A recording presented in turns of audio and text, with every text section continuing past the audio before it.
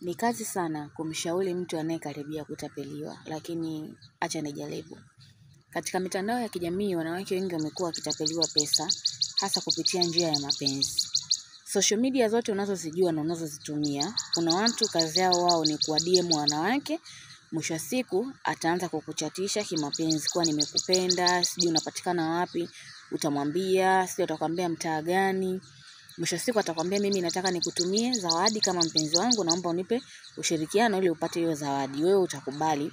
Unahisi kwamba umepata mtu sahihi, na ukiangalia mara nyingi huwa wanakutafuta kwa namba ya nchi nyingine, nchi hizo za Ughaibuni. Sasa mwisho wa siku atakutumia picha, sijui vipochi, saa, madolali, yani vile vitu ambavyo vinamtamanisha mtu na ukiona lazima ustuke.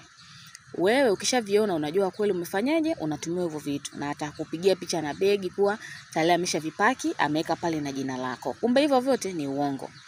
Baada ya siku kadhaa, hizo siku moja, atakutafuta mtu atakwambia, "Oh, mzigo wako tumeshaupokea, uko hapa airport, unatakiwa kutuma kiasi kadhaa cha pesa." Anaweza kukwambia 300 ama 400 ili kukufikishia mzigo wako. My darling, huo wote ni uongo, hizo zote ni drama za kwenda kukutapeli wewe.